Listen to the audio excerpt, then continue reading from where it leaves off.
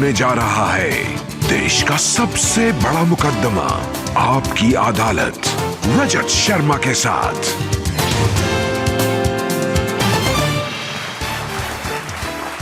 नमस्कार, आपकी अदालत में आपका स्वागत है। पूरे देश में धीरे धीरे चुनाव का माहौल बन रहा है, राजनीति में गर्मी आ रही है, पार्टियों में नए समीकरण बन रहे हैं, कुछ टूट रहे हैं। ऐसे मौके पर आपकी अदालत में आज पेश करेंगे एक ऐसे नेता को जो राजनीति के समीकरण बनाने और बिगाड़ने दोनों में माहिर है।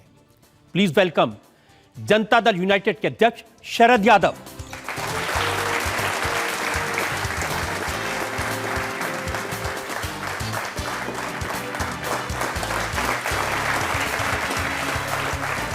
इससे पहले कि आपकी अदालत में आज का मुकदमा शुरू करें, आज के जज दिवाकर की इजाजत चाहेंगे आज की कार्रवाई शुरू करने के लिए। कार्रवाई शुरू की जाए। तो मुकदमा शुरू होता है। आपकी अदालत में पहला इल्जाम शरद यादव पर। आपकी अदालत में जनता दल यूनाइटेड के अध्यक्ष शरद यादव पर आरोप है कि इन्होंने बीजेपी के साथ विश्वासघात किया। 17 साल से गठबंधन चल रहा था, सरकार थी, थोड़ी तकरार भी थी। अचानक ऐसा क्या हुआ कि दोस्त दोस्त ना रहा, प्यार प्यार ना रहा, बीजेपी हमें तेरा एतबार ना रहा? ठीक बात आपने कही। हमारा 17 बरस का रिश्ता है और हम चाहते थे ये चले। कोशिश भी हमने की, मुख्यमंत्री नीतीश कुमार ने भी कोशिश की, लेकिन राजनीतिक रास्ते अलग हुए हैं, रिश्ता नहीं बिगड़ा है। तो मैं इतना ही कहना चाहता हूं कि परिस्थिति ऐसी बन गई कि हम साथ साथ चलना मुश्किल हो गया। परिस्थिति बन गई या आपने और नीतीश कुमार ने ऐसी परिस्थिति बना दी कि साथ चल ना पाए? ना ना ना, जो बड़ी पार्टी अलायंस में होती है उसे ज़्यादा गठबंधन चलाने का जिम्मेदारी होती है। हम कन्वीनर थे, हमारी जिम्मेदारी भी थी, लेकिन हमने पिछले 2 साल से मामले बिगड़े हुए हैं। यानी जब नेशनल एक्सक्यूटिव उनकी हुई थी तब से बात बिगड़ी हुई थी, लेकिन हम प्रयास करते रहे। गोवा में जब भारतीय जनता पार्टी की राष्ट्रीय कार्यकारिणी की बैठक चल रही थी, उस समय आपने कहा था एनडीए है, ये टूटेगा नहीं, ये रहेगा, और 4 दिन बाद तोड़ दिया। उस समय मीडिया में आ रहा था कि वो गुजरात के जो मुख्यमंत्री, उनको वो संघर्ष समिति का अध्यक्ष बनाएंगे, नहीं कैंपेन कमेटी का। जब आ रहा था तो मैं कहीं बाहर था, तो लोगों ने पूछा ये अब क्या होगा? अरे उनका, उनकी पार्टी के भीतर वो किसको क्या बना रहा है, इस पे हमारा क्या वास्ता है।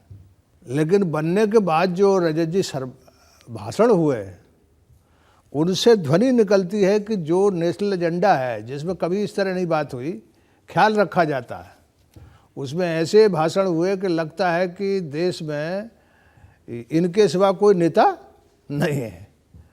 अब हमारी जो है वो वहाँ परसेप्शन के बारे में ऐसा बना है कि हर इलाके का जो सामाजिक समीकरण है वो अलग अलग है।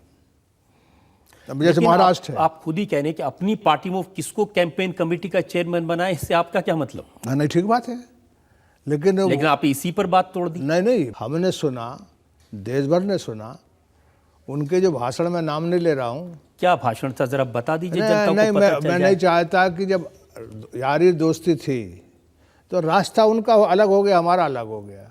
मैं नहीं चाहता कि झगड़े के बाद ये जब तक दोस्ती थी तब तक हम भी नहीं पूछते थे, लेकिन अब तो रास्ते अलग हैं, अब तो बता दीजिए ना। मैं सोचता हूँ कि आज की या देश की जो है वो विकट देश है ये, इसलिए जो पीछे की बातें उनकी तथा कथा, हम कहें हरी कथा, तो वो ठीक नहीं है। अच्छा, आप नहीं पीछे की बात करते, मैं आपको पीछे की बात बता देता हूँ 2-4। भारतीय जनता पार्टी ने कहा कि उन्होंने कई बार खून के घूंट पिए। जब 2009 में नीतीश कुमार ने नरेंद्र मोदी को बिहार में प्रचार करने से रोक दिया, 12 जून 2010 को पटना में राष्ट्रीय कार्यकारिणी की मीटिंग हुई, सबको डिनर के लिए बुलाया था वो आखिरी मिनट पर कैंसिल कर दिया। 20 जून 2010 को कोसी में बाढ़ आई, गुजरात ने 5 करोड़ रुपए दिए, वो वापस कर दिए। तो उनका कहना है कि जब हम थोड़े खून के घूंट पी सकते थे तो एक कड़वी दवाई ये भी पी सकते थे। अरे वाह, ये बात है उसमें, जो वो कह रहे हैं कि खून का घूंट पिया होगा, जरूर पिया होगा उन्होंने, लेकिन परसेप्शन ऐसा बना हुआ कि जो गुजरात के मुख्यमंत्री, उनके चलते वोट भाग जाएगा। लालू यादव जैसे लोग कह रहे हैं कि ये जब अडवाणी जी को किनारे किया उससे शरद यादव और नीतीश कुमार परेशान हो गए, क्योंकि अडवाणी जी के 2 तोते हैं, एक शरद यादव, एक नीतीश कुमार। देखो, है ना, आपको पता हो कि लालू जी के जवाब देना, उनकी बात का जवाब देना बेकार है। मैं इतना ही कहना चाहता हूँ, जब उनको, है ना, उनका पत्र निकला और इस्तीफा उनका हुआ, इसके बाद वापस लिया उन्होंने, वो उनका आंतरिक मामला है। लेकिन हमको जरूर लगा कि एक आदमी की जो कद बनता है वो बहुत तपस्या के बाद बनता है। अब जैसे हमारे यहाँ जार साहब है, तो जार साहब को वो जाकर चुनाव लड़ा दिया था लोगों ने। अरे आपने उनको किनारे कर दिया, आपने उनको पार्टी की अध्यक्षता से हटा दिया, टिकट नहीं दिया, आप कह रहे हैं लोगों ने लड़ा दिया। नहीं, वो वहाँ जा गए। आप अडवाणी जी की बुजुर्गियत की बात करते हैं, लेकिन जॉर्ज साहब का आप लोगों ने क्या हाल किया था सारी दुनिया ने देखा है। आप सुनिए ना, बात जो है वो उसको पूरी टोटलिटी में देखिए। तो वो वहाँ लड़ गए, बीमार थे वो, हम तो जानते हैं उनको। लेकिन जब मुख्यमंत्री से हमने कहा कि भाई पूछो जार साहब से कि राज्यसभा की एक सीट खाली हो गई थी, तो उस समय इतनी हालत उनकी खराब नहीं थी। उनने पूछा, मैंने पूछा, बोले हाँ मैं लड़ूंगा। फिर हमने दिल्ली से आज वहाँ पहुँचाया, यानी हमने उनको राज्यसभा। तो शरद जी, ये बात तो बीजेपी पे भी लागू हो सकती है ना कि कुछ खुराफाती हैं जिन्होंने भी अडवाणी जी को लड़ा दिया। नहीं हो सकता, मैं नहीं कह रहा हूँ, लेकिन चूंकि अडवाणी जी ने इस पार्टी को खड़ा किया है, हमारे लालू जी की हमारे आइडियोलॉजिकल डिफरेंसेस हैं। आप लालू जी की बात का जवाब नहीं देते हैं, लेकिन वो बात बहुत इंटरेस्टिंग कहते हैं। उन्होंने कहा कि शरद यादव और नीतीश कुमार का इतना प्यार है अडवाणी जी से, अगर सती प्रथा बंद नहीं होती तो उनके साथ सती हो जाती है। ऐसा है कि हम सती प्रथा के भी खिलाफ हैं और मंडल और कमंडल की लड़ाई हमारे उनके बीच में ही हुई है। तो वो अडवाणी जी जिन्होंने कमंडल की लड़ाई लड़ी, जिन्होंने राम मंदिर का नारा लगाया, आज आप उनको कह रहे हैं वो सेक्युलर है। नहीं, हमने कहा ये, हमने ये बात नहीं कही। हमने कहा बीजेपी में अलग अलग किस्म के लोग होते हैं, उनके बारे में परसेप्शन ठीक हुआ तब तो उनको पिछली बार हम लोगों ने प्राइम मिनिस्टर कैंडिडेट किया। अच्छा, वो जिन्ना की मजार पर हुआ है तो परसेप्शन ठीक हो गया ना? सवाल ही नहीं। वो बीजेपी में है, अटल जी बीजेपी में थे, वो कोई की विचारधारा से अलग थोड़ी थे। उनने अपने मुद्दे पर एक किए, उन दोनों ने, तो इसलिए 6 साल वो चला। एक एब्रेशन है गुजरात, और गुजरात के बारे में हम इस्तीफा दे रहे थे, अटल जी ने हमको नाश्ते बुलाकर रोका। अब रुक गए तो वो यही तो सारी देश जानना चाहता है कि वो गुजरात के मुख्यमंत्री नरेंद्र मोदी से इतनी परेशानी क्या है। नहीं, हमको परेशानी नहीं, जो परसेप्शन देश में उनका बना हुआ है हम उसका क्या करें। हमारे पास तो कोई जरिया नहीं है, जादू की छड़ी नहीं कि हम ऐसा करते बदल दो। तो इसलिए परेशानी नहीं। हम तो गुजरात में 2002 के हमेशा अलग चुनाव लड़े, 4 MLA थे हमारे, फिर 2 हुए। परसेप्शन तो ये है, बीजेपी के लोग कहते हैं कि वो सबसे लोकप्रिय नेता हैं। अरे हम बहुत लंबे समय से यहाँ हैं, वो कल आ जाएगा कितने लोकप्रिय हैं। अरे इस देश का तो खंड खंड बटा हुआ है, यानी आप चले जाइए साउथ में, आता पता नहीं चलेगा, उनका भी और हमारा भी। हम भी कर्नाटक में थे, लेकिन आज हम साफ हो गए। वो मैं बीजेपी के मित्रों से कहना चाहता हूँ, ठीक से बैठ के सोचें। गुजरात राजस्थान में नेक टू नेक होगी, मध्य प्रदेश और छत्तीसगढ़, यहाँ जरूर उनकी हालत अच्छी है। दिल्ली में मान सकता हूँ मैं, लेकिन शीला दीक्षित तो बड़ी चतुर महिला है। तो यहाँ जो कुश्ती होगी, यहाँ जो लड़ाई होगी, तो मैं नहीं कह सकता उसमें क्या होगा। तो इसलिए वो गठबंधन के बगैर ना, तो हम एनडीए में भी होते तो रजत बाबू मैं पक्का कहता हूं कि कोई 272 हम नहीं आ जाते, ना यूपी आएगा। किसी को भी नदी पार, नदी के किनारे तक पहुंचने का, यानी 272 का नदी किनारा है, वो ना उनको मिलेगा ना हमको मिलता। हम साथ भी होते तब भी नहीं मिलेगा, लेकिन हम साथ होते, जैसे साथ थे, तो एक गठबंधन जो है उसमें उनको भी लाभ होता था, हमको भी लाभ होता था। लेकिन जब परिस्थिति ऐसी हुई, चल ही नहीं सकते। अब बिहार में एक के बाद कार्यकर्ता दे, कोई और दूसरा दे बयान तो चलता है, लेकिन मंत्री दे रहे हैं एक के बाद एक। मुख्यमंत्री कैसे काम चलाएगा? मनमोहन सिंह सारा झगड़ा नरेंद्र मोदी को लेकर के है, और नरेंद्र मोदी के बारे में आप लोगों ने क्या कहा, नरेंद्र मोदी ने क्या कहा, उसको लेकर बड़ी लंबी फहरिस्त है। ना आप एक कारण बता रहे हैं, वो धुरी सवाल हो गया। बाकी बहुत कह रहे हैं कि परसेप्शन एक ऐसा बन गया, इसकी वजह से हुआ ना पूरा। नहीं, मैं कह रहा हूं ना कि वो एक जो कारण है वो एक मजबूत कारण है, बाकी तो हमारी पार्टी सिकुड़ गई। आपकी अदालत में जनता दल यूनाइटेड के अध्यक्ष शरद यादव पर इल्जाम है कि ये नरेंद्र मोदी से घबरा गए। अब शरद जी, भारतीय जनता पार्टी के नेता सुशील मोदी जो उप मुख्यमंत्री थे, उनका मैंने बयान पढ़ा। उन्होंने कहा कि एक गरीब चाय वाला जो पिछड़े वर्ग से आता है, उसके जब प्रधानमंत्री बनने की संभावना बढ़ी तो शरद यादव और नीतीश कुमार घबरा गए। ऐसा है कि घबराहट जिंदगी में कभी रही नहीं। हमारे दोनों पैर टूट गए, सब लोग भाग जाते थे, लाठीचार्ज होता था, हम नहीं भागते थे। तो घबराना हमारे स्वभाव में ही नहीं है। आपको ये डर लगता है कि अगर नरेंद्र मोदी उम्मीदवार हुए प्रधानमंत्री पद के तो 18% मुसलमान हैं बिहार में, वो छोड़ के चले जाएंगे? नहीं, आपकी बात सही है कि 18% कोई मिट्टी थोड़ी है, जंगल थोड़ी है, वोट है वो। उसका ख्याल कौन नहीं करेगा? जो ख्याल नहीं करेगा वो देश में सबको साथ लेकर नहीं चलेगा, वो देश में मुश्किल होगी। जैसे हमने मंडल लगाया था तो लोगों ने जिस तरह विरोध किया, तो हम बहुत दिन से छोड़ दिए कि भाई सबको साथ लेकर चलना, क्या करें। पर दावा तो यह है कि गुजरात में नरेंद्र मोदी ने मुसलमानों को साथ लेके चले हैं, उनकी पार्टी के टिकट से मुसलमान चुनाव भी जीते हैं, कॉरपोरेशन में उन मुसलमानों को सपोर्ट किया है। नहीं हो सकता है, लेकिन गुजरात में हम तो कोई चुनाव साथ नहीं लड़े। ये वजह आपकी घबराहट की हो सकती है कि गुजरात में चुनाव हुए, 4 विधानसभा की, 2 लोकसभा की, 6 की 6 कांग्रेस की सीटें थी, नरेंद्र मोदी ने जीत ली, थोड़े दिन पहले की बात है। और महाराजगंज में 1 सीट थी जिस पर आप लड़ रहे थे, हार गए, लालू जी ने हरा दिया। अरे गजब बात कर रहे हो। क्या ना, हमने कितने ही चीफ मिनिस्टर 3-3 बार बनाए हैं। हमारी तो आदत नहीं है कि हम सूबों में जाएं, क्योंकि सूबे में राजनीति नहीं की हमने। मैं आपको गिना सकता हूं कि लालू जी को ही 3 बार बनाया, अब 2 बार से ये है।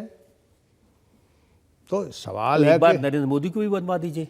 नहीं, वो काम हमारा नहीं है।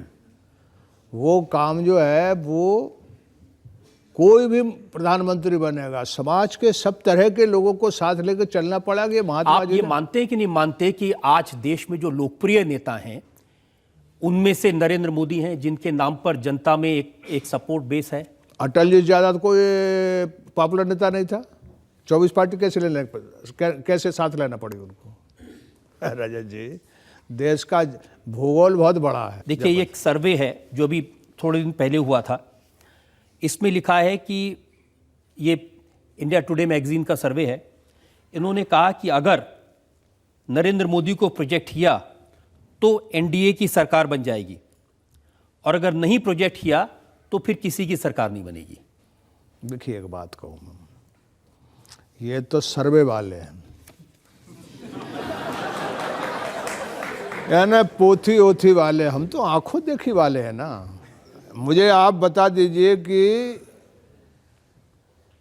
20 साल से उत्तर प्रदेश में 91 में हमारे और बीजेपी के बीच में लड़ाई हुई, 22 हमारे जीते, 52 उनके जीते। इसके बाद तो माया और मुलायम है, अब साउथ है। जब डीएमके के सामने ना हमारा कोई सवाल है, ना एडीएमके डीएमके। केरल में वो कहीं नहीं है, हम भी कहीं नहीं, हम थे, लेकिन हम जब जेडीयू में आ गए, नेशनल एनडीए में, तो वहाँ नहीं, लेकिन मैं आपसे तो मोटा सवाल शरद जी पूछ रहा नहीं, हूं मैं कि इनके ये बहुत अच्छा सवाल पूछ लिया आपने, मैं इनके बारे में समझा रहा हूँ। ये जो लोग हैं, ये जो सर्वे करने वाले हैं, ये देश को कुछ नहीं जानते, कहीं जाकर पूछ रहे हैं। अब आप बताइए, लेकिन हर सर्वे में नरेंद्र मोदी आगे आते मैं हैं। कह रहा हूं आपसे कि इनके सर्वे बताइए कि साउथ के किस सूबे में ये जीतेंगे। चलिए, सर्वे अरे ठीक सुनिए नहीं ना। है, सर्वे ठीक नहीं, मैं आपकी बात नहीं, मान सुनिए लेता ना, हूं। ऐसा क्यों नहीं, कर रहे हैं? अब मैं आपकी बात मान लेता हूं, नहीं, सर्वे बहुत ठीक अच्छा नहीं है। सवाल पूछ लिया आपने। इसका बाजा बजाना, इसका बाजा बजा झुट्टा आदमी है ये। आप बताइए, जाकर के मद्रास में पूछे आएगा तो टीवी और अखबार पढ़ने वाला कहेगा नहीं यार यही ठीक है, उसे मालूम नहीं जमीन पर वोट होगा तो वो कहाँ देने जाएगा। तो इसलिए ये जो सर्वे है, इस लेकिन जब देश में 1 लाख जात, कई तरह की भाषाएं हैं, ये कोई यूरोप और अमेरिका है क्या?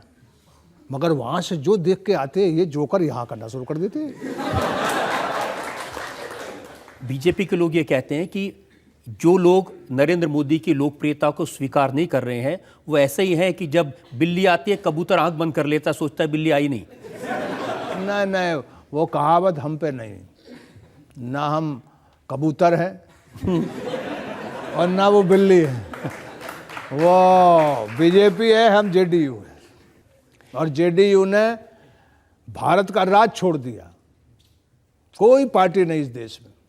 लोग कहते हैं कि भाई आप छोटी होगी, अरे हमने जितना उसूल पे चले उतना पीछे हो गए। जब देश अच्छा, आज जनता को ये बता दीजिए साफ साफ शब्दों में कि नरेंद्र मोदी को प्रधानमंत्री बनने की जब संभावना होती है तो आपकी नाराजगी क्या है, आपत्ति क्या है? ना, मैंने आपको सब पूरा समझा चुका कि हम जो राजनीति करते हैं, लोहिया, जयप्रकाश, मधुलिमय, मधुदंडवते, कर्पूरी ठाकुर, चौधरी चरण सिंह, हम सर्व समाज को साथ लेकर चलते हैं। रास्ते को हम बदल नहीं सकते। तो ये किसने कहा कि नरेंद्र मोदी सबको साथ लेकर नहीं चलते?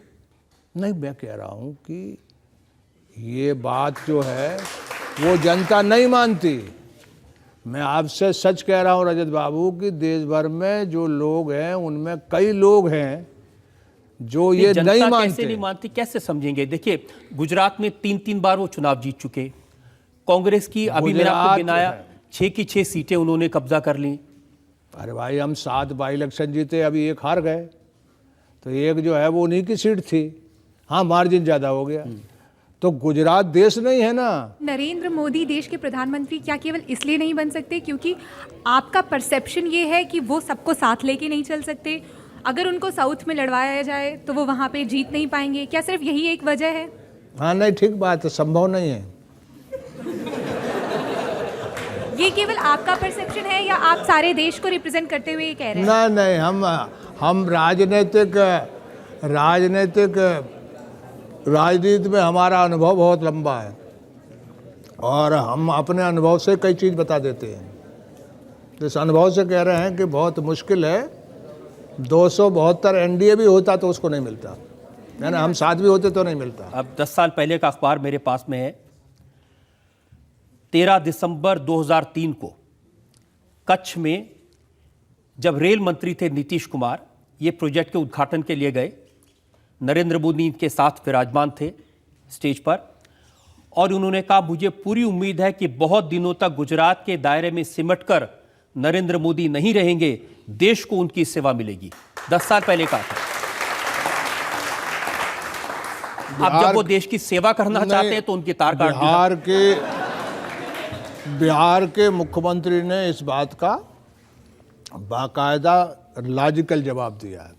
जैसे आप पत्रकार हैं और आपका अच्छी पत्रकारिता के लिए अभिनंदन होने लगे, तो मेरी क्या राय है, और मुझे आप चीफ गेस्ट बना लें या मैं वहाँ हूँ, मेरी क्या राय है, तो सभ्यता ये कहती है कि आपके सद्गुणों को, अच्छाइयों का चर्चा कर दो। मैं आपकी बात मान लेता हूं जी, लेकिन नीतीश कुमार कम से कम 8 मुख्यमंत्रियों के साथ गए होंगे रेलवे मिनिस्टर के तौर पर। बाकियों के बारे में तो उन्होंने नहीं कहा ये देश के नेता बन सकते हैं। नहीं, मुझे नहीं मालूम 8 थे या 5 थे। उन्होंने जो बात कही है कि मैंने ये जो वहाँ बात कही वो एक मुख्यमंत्री के आगे। इतनी आसान बात। देखिए, मैं आपको उस भाषण का अगला अंश बताता हूँ। नीतीश कुमार ने कहा इतने समय में जिस प्रकार से पुनर्निर्माण का काम हो रहा है, ये दंगे के 1 साल बाद की बात है, जिस प्रकार से पुनर्निर्माण का काम हो रहा है उसके लिए मैं गुजरात वासियों को सलाम करता हूं।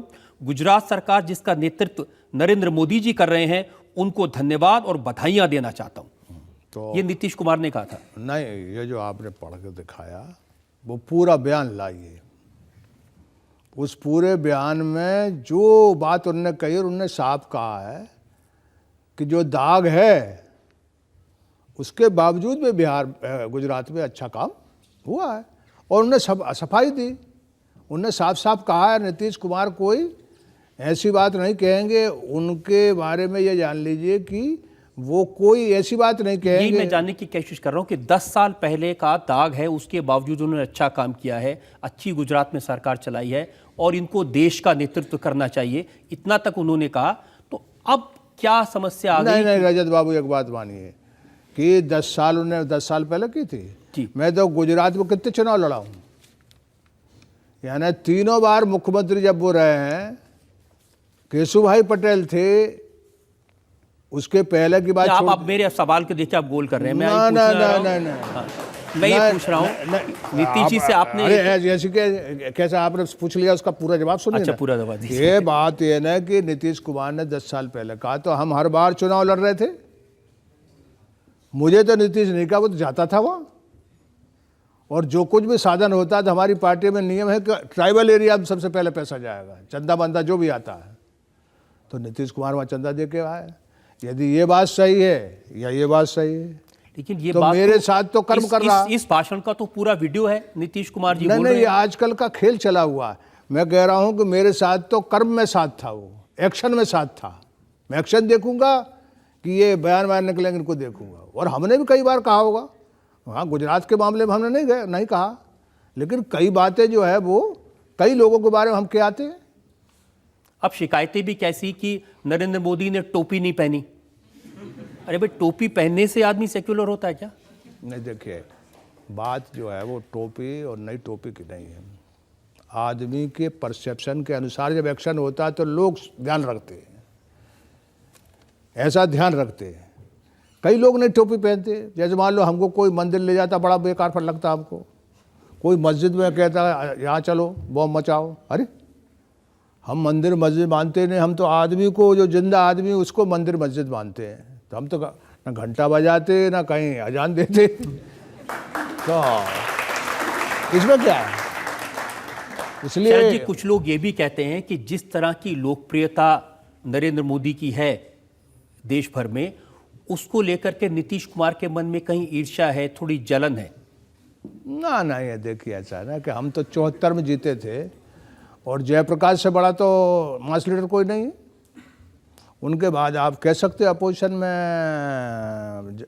अटल जी थे, जॉर्ज था। लेकिन जब 74 में जीते तो हम 1,00,000, 1.5 लाख, 2 लाख की, और अटल जयप्रकाश जी हमारी तारीफ करते थे, हमको ही ले जाते थे।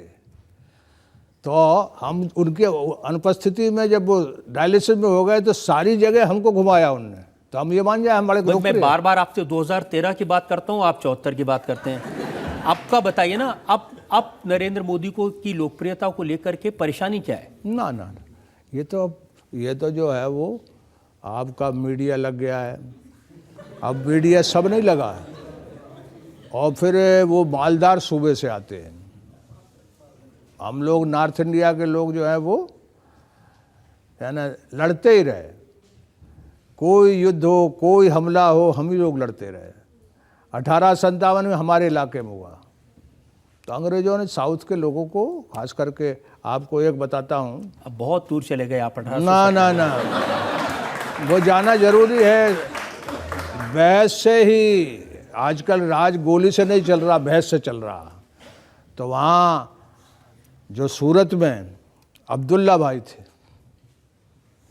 उनके पास ईस्ट इंडिया कंपनी गई, उनके पास ज़्यादा पैसा था, लेकिन उस समय जो यहाँ राज था दिल्ली में, औरंगजेब का या किसका था, उनको वहीं से बैरंग किया गया। नरेंद्र मोदी को अब जितना सोशल मीडिया है, ट्विटर है, फेसबुक है, जहां आप देखेंगे उनके लाखों सपोर्टर हैं और सबसे ज़्यादा सपोर्टर उनके हैं, यंग यूथ उनके सपोर्टर दिखाई देते हैं।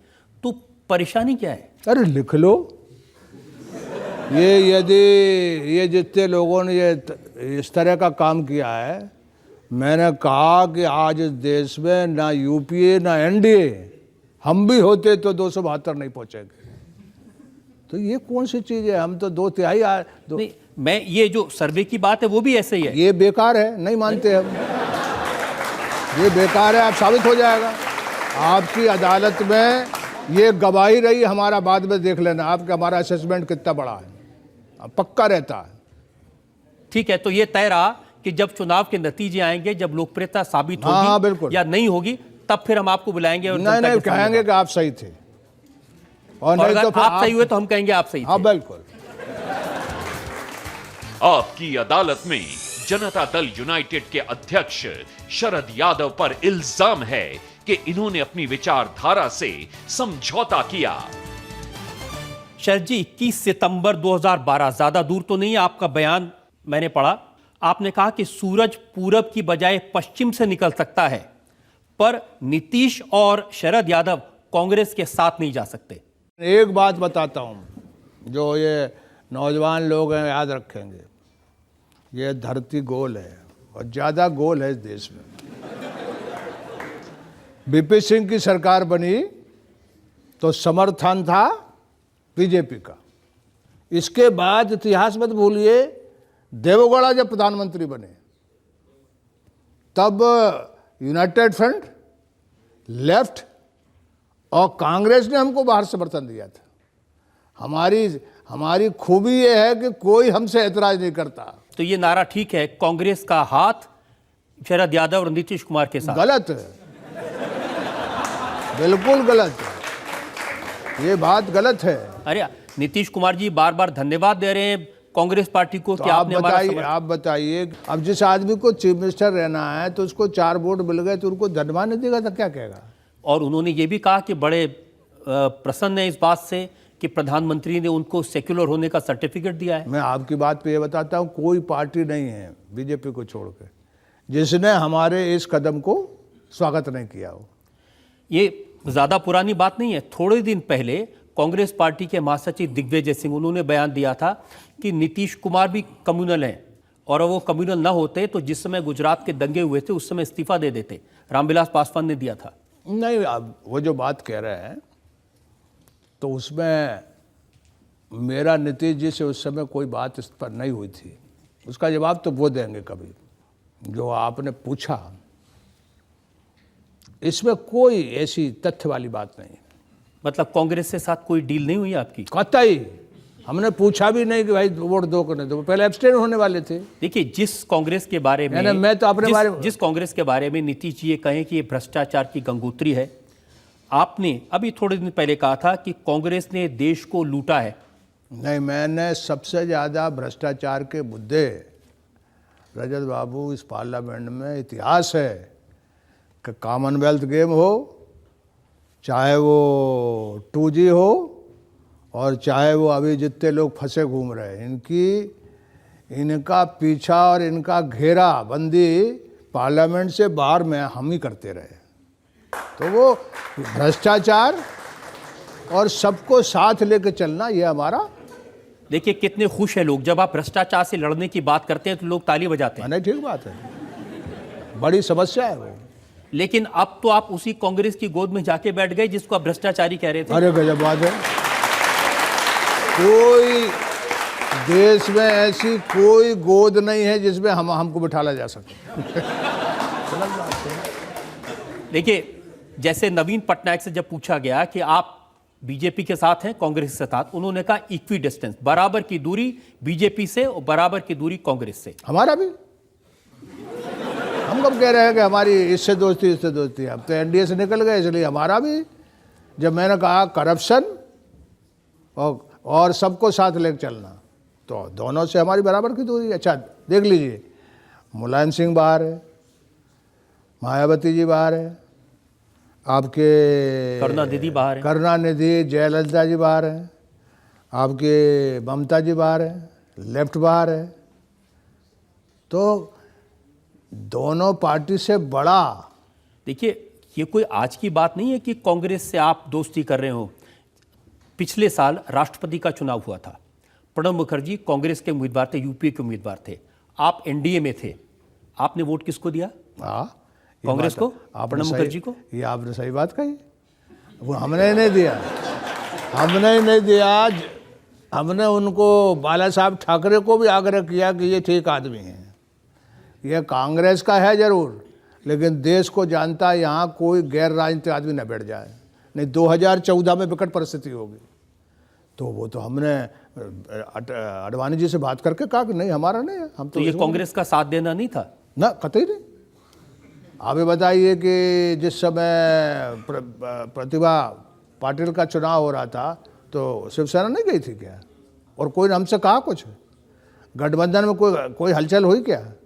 ये तो आपने प्रश्न करने के लिए हलचल मचाई, उसमें किसी को ऐतराज नहीं था। जो इस बात में भी हलचल नहीं है। अब तो वो खुद मानते हैं, अब वो खुद मानते हैं कि ये ठीक राष्ट्रपति है। इस बात में भी हलचल नहीं है कि बिहार को ऐसा स्टेटस देना कि जिसमें सरकार, केंद्र सरकार उसको पैसा दे सके, उसके लिए नीतीश कुमार और केंद्र सरकार में वित्त मंत्री में नीतीश कुमार में बात हुई, एक समझौता हो गया ना। ये राष्ट्रीय मांग है।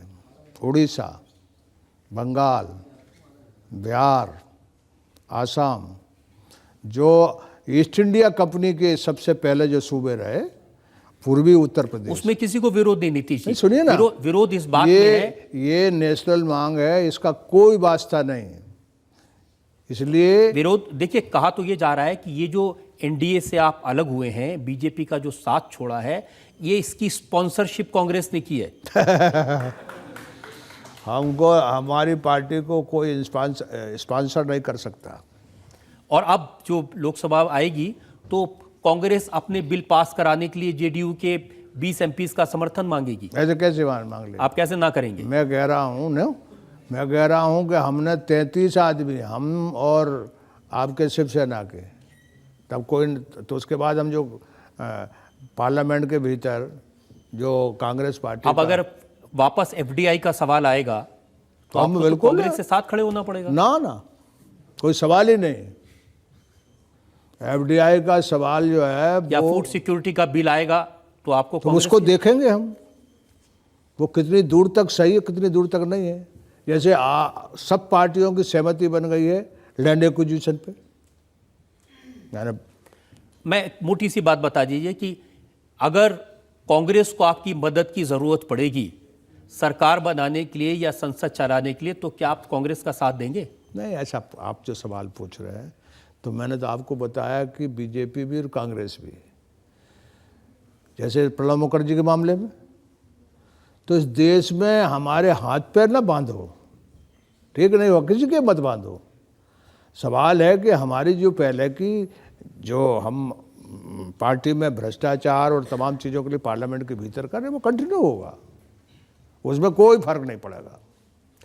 अगर कांग्रेस को मदद की जरूरत पड़ेगी सरकार बने, आप कह रहे हैं 272 कोई भी नहीं पहुंचेगा, तो जनता दल यूनाइटेड जी अभी तो हम बाहर निकले हैं। अब आप पूछ रहे कोई थर्ड फ्रंट बनेगा नहीं बनेगा? अरे भाई अभी तो हम अपना ही घर जो है वो उसको ऑर्डर में ला रहे हैं। नहीं, मैं तो अभी आपसे ये सिर्फ पूछ रहा हूँ कि वो राहुल गांधी जिनको आप बबुआ कहते हैं, उनको प्रधानमंत्री बनाने में मदद करेंगे कि नहीं? नहीं, ये कहाँ सवाल उठता है? ये तो जो सतही अंदाज लगाते उनका काम है। ये सवाल तो ये है ना कि 2014 में इस तरह होने वाला कि मेंढक नहीं, आपको कुछ दूसरी चीज तोलना पड़ेगी जो काट भी सकती है। तो 2014 बहुत विकट परिस्थिति होगी। आप साफ साफ बताइए ना कि कांग्रेस का साथ देंगे कि नहीं देंगे, ये खत्म हो जाए बात। नहीं, मैं आपको पूरा बता चुका। कहाँ बता चुके आप? यही बात नहीं बता रहे हैं, बाकी सब नहीं, अभी तो कुछ नहीं है, अभी तो निकले हैं। अब मान लो जैसे अभी ये बेचारे फंस गए हैं लोग, आपके सुनामी में, हिमालय की सुनामी में, जी तो ऐसे हम भी एक सुनामी में फंसे हुए हैं। नहीं, सुनामी में नहीं, हम अलग अलग हुए हैं। देखिए अब आपने उदाहरण अच्छा आते दिया से- है। आते से मुझे ऐसे लग रहा है कि आप भी उस सुनामी में फंसे हुए हैं और कांग्रेस हेलीकॉप्टर भेज के रेस्क्यू करेगी आपको। ऐसा है कि ये पॉलिटिकल उथल पुथल है, तो उस उथल पुथल से हम बाहर निकले। अच्छा, मैं आपको सवाल को दूसरी तरह से पूछता हूँ। क्या भारतीय जनता पार्टी अगर नरेंद्र मोदी की बजाय किसी और ऐसे व्यक्ति को अपना प्रधानमंत्री पद का उम्मीदवार बनाए जो ज़्यादा आपके हिसाब से एक्सेप्टेबल हो, आपसे पूछ के बनाए, तो क्या बीजेपी के साथ जा सकते हैं फिर? नहीं, ये काल्पनिक सवाल है। काल्पनिक कहाँ है इसमें? अरे, काल्पनिक सवाल है ये। हर तरह के फार्मूला आप हमको बता करके हमारी राय पूछने लगे, कैसे बता देंगे? नहीं हो सकता है। ठीक है, वो तो पहले ही उनसे कहा था कि भाई आप किसी को बना लो, आपकी पार्टी में किसी को बना लो। वो जानते हैं कि हमारा ऐतराज किससे है, कोई ऐतराज व्यक्तिगत नहीं है। वो हमारी जो चुनाव में हर जगह पार्टी है, वहाँ की बाध्यता है वो। तो इस समय आप सुनामी में फंसे हैं, ये नहीं पता कि कांग्रेस के साथ जाएंगे, अकेले जाएंगे। अब पार्टी को चुस्त दुरुस्त करने में लगे हैं हम, और इसके बाद पार्टी में बैठ के सोचेंगे कि किस राह चलना है। आपकी अदालत में जनता दल यूनाइटेड के अध्यक्ष शरद यादव पर आरोप है कि इन्होंने जनता के साथ धोखा किया। शरद जी, बिहार विधानसभा चुनाव के मुझे आपके भाषण याद हैं, नीतीश कुमार जी के भाषण याद हैं, सुशील मोदी के भाषण याद हैं। आपने कहा था ये वोट मांग रहे हैं बिहार के विकास के लिए। बहुत अच्छी सरकार चल रही थी और वहाँ जो लोग थे उनमें एक बड़ा सेक्शन जो है बीजेपी का, वो बहुत अच्छे से चला। अब नहीं चल सकते तो इसलिए अलग अलग हो गए। ये सोचा नहीं कि अब जो सर्वे हुए हैं उनमें ये आया है कि अगर अब चुनाव हो जाएं तो ज्यादातर लोग नीतीश कुमार से नाराज हैं। ना यार, वे सर्वे पे हम पहले, ये कोई यूरोप है क्या, ये अमेरिका है क्या जिसमें एक रूप है, इसमें 1 लाख जात का सर्वे कर लोगे आप? ये तो एक नकल करने का तरीका है पूरे देश भर में। ये यानी कुछ लोग तो यहाँ जोकर बन ही गए हैं। क्या ये बात सच है शरद जी कि आप नहीं चाहते थे ये गठबंधन टूटे? मैं भी नहीं चाहता, नीतीश जी भी नहीं चाहते थे। हमने सुना कि नीतीश जी चाहते थे, आप नहीं चाहते? ना नहीं, पार्टी पूरी चाहती थी, लेकिन संभव नहीं चला रहे, ऐसी परिस्थिति बनते गई। और मैं तो बहुत ही प्रयास किया। आप कह रहे हैं कि अच्छी भली सरकार चल रही थी, आप कह रहे हैं कि बिहार का विकास हो रहा था, बिहार में लोगों को सड़कें मिल रही थी, एजुकेशन अच्छा हो रहा था, हॉस्पिटल मिल रहे थे, लोगों की सुविधाएं बढ़ रही थी। लेकिन अब जब ये सरकार टूटी है, गठबंधन टूटा है, तो उस विकास की यात्रा पर भी असर पड़ेगा? नहीं, देखिए, मैं आपसे कहूं कि सरकार के मंत्री रोज यदि मान लो सरकार के मुख्यमंत्री खिलाफ बोलते रहे तो उसका इकबाल रहेगा क्या? वो सरकार चला सकता है क्या? नहीं, इस वजह से ये गठबंधन टूटा है? नहीं, ये कारण, ऐसे कारण भी रहे हैं ना। मैंने तो कहा एक कारण नहीं है, बहुत मिलाकर के कारण है। क्या नीतीश कुमार के मन में ये भावना है कि अगर नरेंद्र मोदी जब तक रहेंगे तो मैं प्रधानमंत्री नहीं बन सकता? उनके मन में भी लालसा है प्रधानमंत्री बनने की? ये तो गजब बात है ना। गुजरात के महोदय और जो नीतीश जी कार, भाई 272 सीटें, 540 की लोकसभा है। इस देश में अजीब हाल है, यानी प्राइम मिनिस्टर को ऐसी चीज़ बना दी, इतना हल्का कर दिया, उसको किसी का भी नाम चलते रहता है, जो कुर्सी बैठा उसका नाम चलते रहता है। यानी चमचागिरी में आजकल क्षेत्रीय पार्टी बहुत हो गई, तो वो सब जगह उनके आदमी प्राइम मिनिस्टर बन रहे हैं। अरे भाई 540 की लोकसभा है। नहीं, बनने की बात नहीं, मन में लालसा, नीतीश कुमार जी के मन में इच्छा है। लालसा नीतीश कुमार क्यों हो सकती है? यानी जब जानते हैं कि हमारी सीमा ये है तो उन्होंने 10 बार मना किया है। भाई उन्होंने तो ये कहा कि जो मेरा नाम चला रहा वो मेरा दोस्त नहीं है। अब आप क्यों चाहते हो कि हम कोई बुरी भली बात कहें? ठीक है, मैं जनता से पूछता हूं कि वो क्या कहलवाना चाहते हैं आपसे। यहाँ 3rd रो में। सर, मेरा सवाल ये है कि बिहार की जनता ने आपको, आपकी पार्टी और बीजेपी को मिलकर सरकार बनाने का एक मौका दिया था, तो अब आपका जब गठबंधन टूटा है तो इससे बिहार की जनता अपने आप को ठगा महसूस करती है। तो क्या आपको नहीं लगता है कि इसके बाद आपको अपने पद से इस्तीफा देकर बिहार की जनता का समर्थन पुनः अर्जित करना चाहिए। नहीं, हम तो विश्वास का कोई ने हमको मांगा नहीं, हम तो विश्वास का मत इसलिए मांगे हैं कि ऐसे सवाल हमसे पूछे जाएंगे, तो हमने विश्वास का मत लिया है और 226-27 वोट हमको मिले। सर जनता से तो नहीं लिया ना आपने? नहीं, जब हम उनका गठबंधन कहना है कि विधानसभा का चुनाव फिर से कराना चाहिए था, कहना चाहिए था अब हम अकेले लड़ेंगे, अब हमें वोट देते हुए नहीं, वो कोई जो आप कह रही हैं जनता वो कोई जनता- मौका होता है। सर जनता ने तो यानी आप हमने दोनों को तीन- मिलकर मौका हमने दिया था। हिंदुस्तान में कोई नहीं, हमने 3 बार हिंदुस्तान की लोकसभा से इस्तीफा दिया है। वो आप जो कह रहे हैं वो यदि बात होती तो हमने विश्वास का मत लिया है। सर इस बार तो जनता की बारी है ना, अब नहीं, सर जी, जनता उनका तर्क यह है कि जनता ने मिलीजुली सरकार के लिए बीजेपी और जेडीयू दोनों को वोट दिया था। तो हमने तो कह दिया कि ये परिस्थिति है नहीं चल रही। जनता से कहिए और जनता तय करे। हाँ, जनता ही करेगी। ये तो अभी 2014 में आ रहा। नहीं, नीतीश कुमार से कहते कि वो इस्तीफा देते और चुनाव के मैदान में आते। नहीं, ऐसी स्थिति नहीं है, ऐसी स्थिति नहीं। आपकी अदालत में आज हमने मुकदमा चलाया जेडीयू के अध्यक्ष शरद यादव पर। हमने उनसे पूछा देश की बदली हुई राजनीतिक परिस्थितियों के बारे में, बनते बिगड़ते समीकरण के बारे में, उनकी भूमिका के बारे में, जेडीयू के भविष्य के बारे में और नरेंद्र मोदी को लेकर उनकी नाराजगी के बारे में। अब वक्त है आपकी अदालत में आज के जज टाइम्स ऑफ इंडिया के असिस्टेंट एग्जीक्यूटिव एडिटर दिवाकर के फैसले का। शरद जी एक मजे हुए राजनीतिज्ञ हैं। 70 के दशक में जब वो पहली बार जन समर्थित उम्मीदवार के रूप में लोकसभा में पहुंचे, तब से वो देश की राजनीति में बहुत महत्वपूर्ण भूमिका निभाते आए हैं।